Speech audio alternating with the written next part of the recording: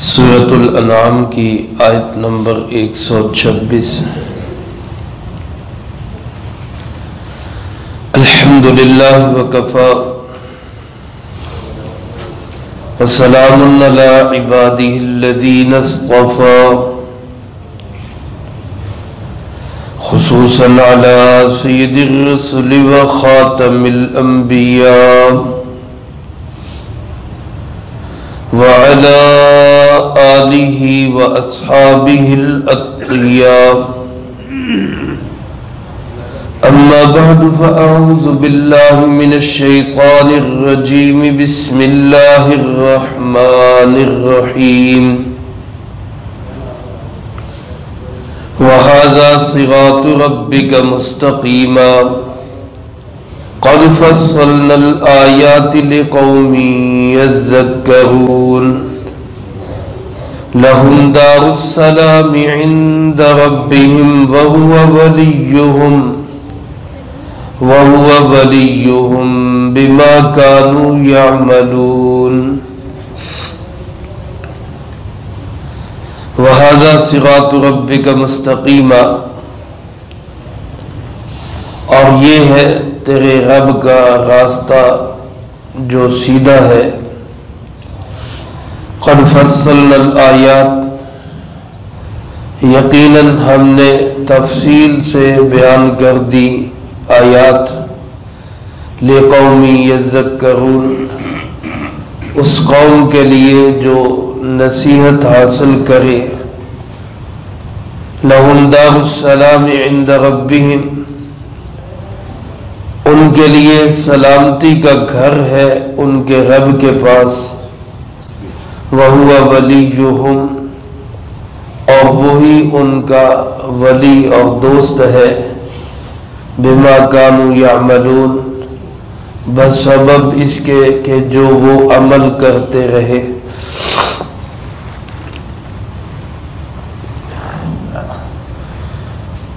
اس آیت مبارکہ میں اللہ رب العالمین نے اپنے سیدھے راستے کا اعلان بھی فرمایا اور اس سیدھے راستے پہ چلنے والوں کے لیے انعام کا ذکر بھی فرمایا۔ گزشتہ آیات میں آپ ایک طویل مضمون سنتے آ رہے ہیں جس میں اللہ کی توحید کا ذکر بھی ہے، جناب محمد کریم صلی اللہ علیہ وآلہ وسلم کی رسالت کا ذکر بھی ہے، قرآن کریم کی حقانیت اور عقیدہ آخرت اس کے بھی تذکرے ہیں۔ کچھ لوگوں نے تسلیم کیا، کچھ لوگوں نے انکار کیا۔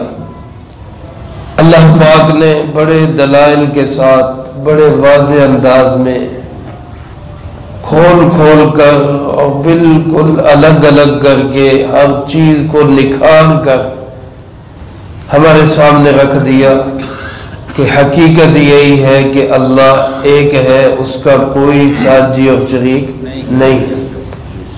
حضرت محمد صلی اللہ علیہ وآلہ وسلم اللہ کے رسول بھی ہیں، نبی بھی ہیں، آخری رسول اور آخری نبی بھی ہیں۔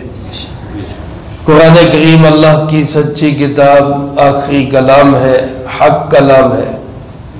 اللہ پاک فرماتے ہیں ھذا صراط ربک مستقیما، یہ ہے تیرے رب کا راستہ جو مستقیم ہے، سیدھا ہے۔ ھذا، یہ کون سا، کس کی طرف اشارہ ہے؟ حضرت عبداللہ ابن مسعود رضی اللہ تعالیٰ عنہ فرماتے ھذا کا اشارہ قرآن کریم کی طرف ہے کہ یہ قرآن کریم کا راستہ، یہ سیدھا راستہ ہے۔ حضرت عبداللہ ابن عباس رضی اللہ تعالیٰ عنہ فرماتے ہیں کہ ھذا کا اشارہ اسلام کی طرف ہے، اسلام کا راستہ سیدھا راستہ ہے۔ دونوں حضرات کے فرمان میں کوئی تضاد نہیں ہے، قرآن کا راستہ بھی رب کا راستہ ہے، اسلام کا راستہ بھی رب کا راستہ ہے۔ میرے عزیز دوستو، اللہ پاک نے یہاں اس راستے کو اپنی طرف منسوب کیا، صراط ربک، تیرے رب کا راستہ۔ اس میں پھر صفت اللہ پاک نے جو اپنی ذکر کی وہ رب والی، جو تربیت کرنے والا، پالنے والا۔ تو جو رب ہوگا وہ جو راستہ متعین کرے گا، وہ جو لائن دے گا، اس سے پرفیکٹ، اس سے بہترین کوئی راستہ ہو ہی نہیں سکتا، کیونکہ وہ تربیت کرنے والا، اس کو پتہ ہے کہ کس طرح چلانا ہے سب کو۔ اور پھر اس میں رب کی نسبت بھی جناب محمد کریم صلی اللہ علیہ وسلم کی طرف کی گئی، رب کا، تیرے رب کا راستہ۔ تو رحمت کائنات صلی اللہ علیہ وآلہ وسلم کی تمام شفقتیں، تمام رحمتیں اس راستے کے اندر شامل ہو گئی، اور آپ صلی اللہ علیہ وسلم کی عظمت بھی واضح ہو گئی کہ ساری دنیا تو یہ اعلان کرے اور یہ چاہے اور یہ خواہش کرے کہ میرا رب ہے، میرا رب ہے، اور رب تعالیٰ فرمائے میرے محبوب میں تو تیرا رب ہوں۔ آپ صلی اللہ علیہ وسلم کی کتنی بڑی عظمت اور شان ہو گئی۔ فرمائے یہ تیرے رب کا راستہ ہے، اور فرمائے مستقیمہ، یہ مستقیم کو صفت کے طور پہ ذکر نہیں کیا، یوں نہیں فرمایا ھذا صراط ربک المستقیم، المستقیم کہہ کر بھی بات پوری ہو جاتی ہے، لیکن مستقیمہ علماء فرماتے یہ حال بنا کے لائے ہیں، حال بنا کے لائے ہیں، جس کا مقصد اور مطلب مفہوم یہ نکلے گا کہ رب کے راستے میں دوسرا کوئی آپشن ہے ہی نہیں۔ یعنی ہو سکتا ہے کہ ایک راستہ صحیح بھی ہو، ایک راستہ غلط بھی ہو، لیکن جب مستقیمہ کہہ دیا تو اس سے پتہ چلا کہ دوسرا کوئی آپشن نہیں، رب کا راستہ ہے ہی سیدھا راستہ۔ اور میرے عزیز دوستو، یہاں راستے کے لیے لفظ صراط کا استعمال کیا ہے، حالانکہ طریق بھی کہتے ہیں راستے کو، شاہ بھی کہتے ہیں راستے کو، لیکن صراط کا لفظ لا کے علماء فرماتے اشارہ اس طرف کیا گیا کہ راستہ صراط اس راستے کو کہتے ہیں جو شارٹ کٹ راستہ ہو، صراط اس راستے کو کہتے ہیں جو محفوظ راستہ ہو، صراط اس راستے کو کہتے ہیں جو منزل تک پہنچانے والا راستہ ہو۔ اہدنا الصراط المستقیم، سورۃ فاتحہ میں ہمیں اسی راستے کو مانگنے کی تلقین کی گئی، یہ مانگو اللہ سے، شارٹ کٹ بھی ہو، محفوظ بھی ہو، منزل تک پہنچانے والا بھی ہو، اور کھلا ہوا کشادہ راستہ ہو۔ تو قرآن کریم کے راستے میں یہ ساری صفات پائی جاتی، اس لیے اللہ پاک نے فرمایا کہ یہ چاہنے والوں، پوچھنے والوں، مانگنے والوں، صراط مستقیم کے طلبگاروں، یہ سیدھا راستہ ہے، یہ قرآن کا راستہ، یہ اسلام کا راستہ، یہ جس راستے پہ حضرت محمد صلی اللہ علیہ وآلہ وسلم خود چل رہے اور تمہیں چلا رہے، یہ راستہ ہی سیدھا راستہ ہے۔ اور فرمائے قد فصلنا الآیات، یقیناً ہم نے آیات کو تفصیل سے بیان کر دیا۔ تفصیل کہتے کسی عنوان پہ انسان یا کوئی شخص ایک ایک فصل کر کے، یہ فلاں چیز کی فصل، یہ فلاں چیز کی فصل، اور اس میں مسائل، اہل علم اس بات کو سمجھتے ہیں، فقہا کی کتابوں میں کس طرح فصل فصل کر کے ہر مسئلے کو تفصیل سے بیان کیا جاتا ہے۔ اللہ پاک نے قرآن کریم میں اپنی آیات و نشانیوں کو اسی طرح تفصیل کے ساتھ بیان کیا، لیکن فرمایا اس سے فائدہ کون لوگ اٹھائیں گے؟ لِقَوْمٍ يَذَّكَّرُونَ، وہی لوگ فائدہ اٹھائیں گے جو نصیحت حاصل بھی کرنا چاہیں گے، جو سوچیں گے اور کہیں گے، دل میں ارادہ اور نیت ہوگا کہ ہمیں اس سے کچھ حاصل ہو جائے، اور جن کی توجہ، جن کی سوچ قرآن سے کچھ لینے کی ہوگی نہیں، تو وہ ابو جہل جیسے حضرت محمد صلی اللہ علیہ وسلم کی زبان سے بھی قرآن سن کے محروم ہی رہیں گے۔ اس لیے میرے عزیز دوستو، اللہ کی آیات اور قرآن پاک کی طرف توجہ کی بہت ضرورت ہے۔ اس کو اپنا رہنما سمجھے، اور جو لوگ اس کو اپنا مقتدا اور رہنما اور اپنا امام بنا کر رکھیں گے، اللہ پاک فرماتے لہم دار السلام، ان کے لیے پھر سلامتی والا گھر ہوگا۔ سلامتی والا گھر، کیسی سلامتی؟ انسان کو سلامتی کے لیے سب سے پہلے بنیادی طور پہ 4 چیزوں کی ضرورت ہوتی ہے۔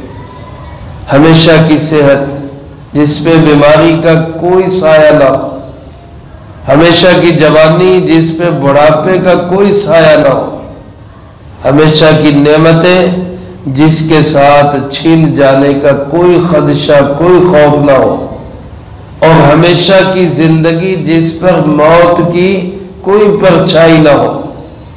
اور یہ چاروں چیزیں کسی بھی انسان کو دنیا میں حاصل نہیں ہو سکتی۔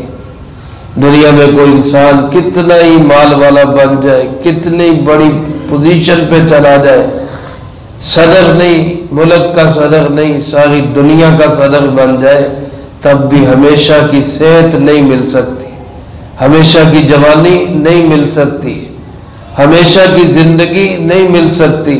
یہ عہدے ہمیشہ کبھی کسی کے پاس نہیں رہے۔ یہ چیز جو میرے عزیز دوستوں ملے گی، یہ جنت میں ملے گی۔ اس لیے علماء نے لکھا ہے سلامتی کے گھر سے مراد کیا ہے؟ جنت ہے۔ ہر طرف سے سلامتی ہی سلامتی۔ فرشتے آئیں گے، سلام علیکم طبتم فادخلوها خالدین، اور جنت میں پہنچیں گے تو اللہ پاک فرمائیں گے سلام قولا من رب الرحیم، سلام ہی سلام۔ تو یہ دار السلام کون سی جگہ ہے؟ یہ جنت ہے، یہ ملے گی ان کو۔ آگے لفظ کیا فرمایا؟ عند ربہم۔ اس لفظ میں اللہ پاک نے بڑے مفہوم چھپا دیے، بڑے موتی چھپا دیے۔ اللہ پاک نے یہ لفظ لا کر بتا دیا کہ یہ سلامتی والا گھر رب کے پاس ہوگا۔ رب کے پاس ہونے کا مطلب اس گھر کی گارنٹی کون دے رہا ہے؟ اللہ تعالیٰ دے رہا ہے، تو کوئی شک و شبہ کی گنجائش ہی کوئی نہیں۔ لہم دار السلام عند ربہم، اس گھر کو اللہ رب العالمین نے اپنے پاس چھپا کے رکھا ہے، یعنی ایسا گھر ہے جس کی ساری صفات تمہیں بتائی نہیں جا سکتی۔ اللہ پاک نے دوسری جگہ فرمایا کہ حدیث قدسی ہے، اعدت لعبادی الصالحین ما لا عین رأت ولا اذن سمعت ولا خطر علی قلب بشر، میں نے اپنے نیک بندوں کی آنکھوں کو ٹھنڈا کرنے کے لیے وہ کچھ تیار کر رکھا ہے جس کو کسی آنکھ نے دیکھا نہیں، کسی کان نے سنا نہیں، کسی دل میں اس کا خیال اور تصور بھی نہیں آ سکتا، جو میں نے تیار کر رکھا۔ تو اللہ کے ہاں ہونے کا مطلب یہ ہے کہ تم اس کی صفات کو سن بھی نہیں سکتے، ایسی چیزیں اللہ نے تیار کر رکھی۔ اور فرمایا سب سے بڑھ کر یہ کہ وَهُوَ وَلِيُّهُمْ، وہ اللہ خود ان کا ولی ہے۔ ایسے لوگ جو قرآن کو سمجھ کر اس پہ چلتے ہیں، ان کا ولی کون ہے؟ خود اللہ ہے۔ ولی کا معنی کارساز، ولی کا معنی آقا، ولی کا معنی مولا، ولی کا معنی دوست، سب ولی کے معنی ہیں، اور سب معنوں میں اللہ ایسے لوگوں کے ساتھ ہے۔ اور یہ صلہ ان کو کیوں ملا؟ بما کانوا یعملون، ان کے اپنے اچھے اعمال کی وجہ سے۔ یہ دنیا کے اندر اللہ کو راضی کرنے کے لیے نیک عمل کرتے رہے، آج صلہ یہ کہ اللہ ان کو سلامتی والے گھر میں اپنے پاس جگہ نصیب فرمائے گا۔ میرے عزیز دوستو، آج بھی ہم لوگ یہ چاہتے ہیں ہم سلامتی والے گھر میں سلامتی کے ساتھ پہنچے، تو اس کا راستہ ایک ہی ہے، قرآن کریم کو ہم سمجھے، سنیں، سیکھیں اور جناب محمد کریم صلی اللہ علیہ وآلہ وسلم کی کامل اتباع کریں۔ اللہ مجھے آپ کو سب کو اس کی توفیق نصیب فرمائے، جو کہا سنا اس کو زندگی میں لا کے دوسروں تک پہنچانے کی توفیق عطا فرمائے۔ اللہم لک الحمد کما ینبغی لجلال وجہک وعظیم سلطانک، اللہم لا احصی ثناء علیک انت کما اثنیت علی نفسک، اللہم لک الحمد کما انت اہل، صلی علی محمد کما انت اہل، وفعل بنا ما انت اہل، فإنک اہل التقوی واہل المغفرہ، اللہم وفقنا لما تحب وترضى من القول والعمل والفعل والهدي والنية إنك على كل شيء قدير. اللهم ربنا تقبل منا إنك أنت السميع العليم وتب علينا إنك أنت التواب الرحيم. صلى الله